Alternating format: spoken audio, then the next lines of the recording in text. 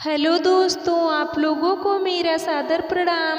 कैसे हैं आप लोग। आज की हमारी कहानी है गंगा माँ जीवनदायिनी है। अगर आपको हमारी कहानी पसंद आए तो प्लीज़ आप हमारे चैनल को सब्सक्राइब जरूर करना। रहीमन वह नर मर चुके जो कहूमागन जाए। रहीम दास जी के दोहे की यह पंक्ति मंगू के कानों में गूंजे जा रही थी।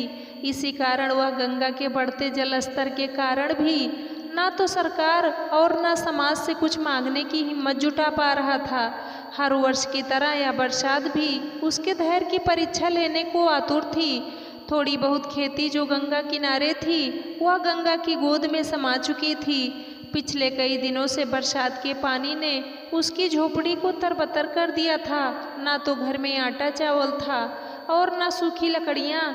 धीरे धीरे बांध से आने वाले पानी ने गंगा के जल स्तर को बढ़ाने के साथ उसकी मुसीबतें और बढ़ा दी थी। गंगा किनारे लोगों को प्रसाद बेचकर उसे कुछ पैसे मिल जाते थे, मगर इन दिनों उनकी भी उम्मीद न रही।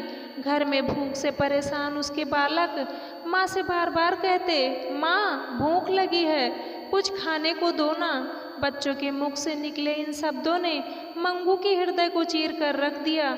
उसके पास परिवार की भूख दूर करने का कोई उपाय न था। लगता है इस वर्ष गंगा माँ की परीक्षा कुछ ज़्यादा ही लंबी रहने वाली है। क्या मैं इस परीक्षा में फेल हो जाऊंगा? मेरे परिवार में क्या कोई नहीं बचेगा? ऐसे कई प्रश्न उसके मन में उठे जा रहे थे।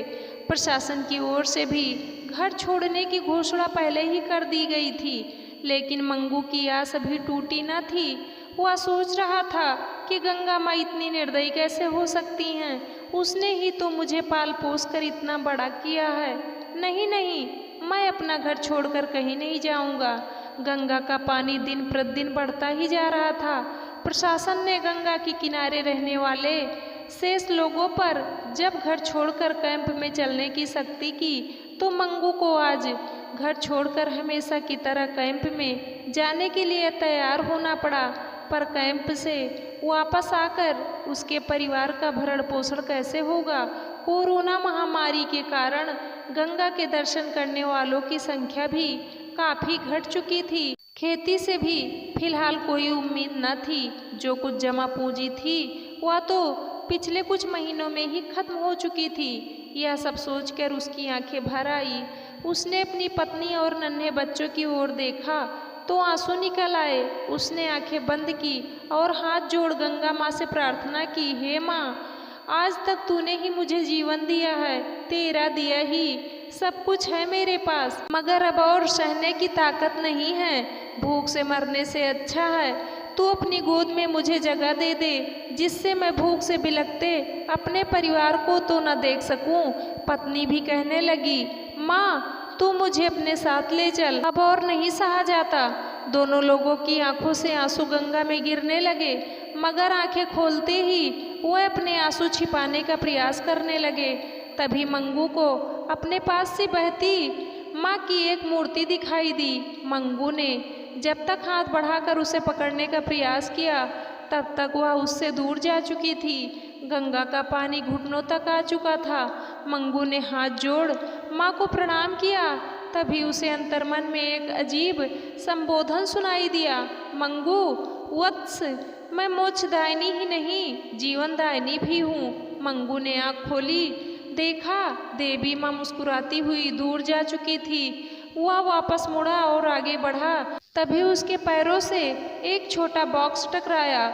उसने उसे पकड़ लिया। देखा तो उसके आश्चर्य का ठिकाना न रहा। उसने अपनी पत्नी को रोक कर कहा, पार्वती देख, माँ ने हमारे लिए क्या भेजा है। पार्वती ने देखा, अरे यह तो माँ के श्रृंगार के आभूषण हैं। नाक की नथ, कान के कुंडल, हाथ की अंगूठी, कंगन, पायल सब। दोनों ने उस बॉक्स को अपनी पोटली में रख लिया और दोनों हाथों से माँ को धन्यवाद दिया।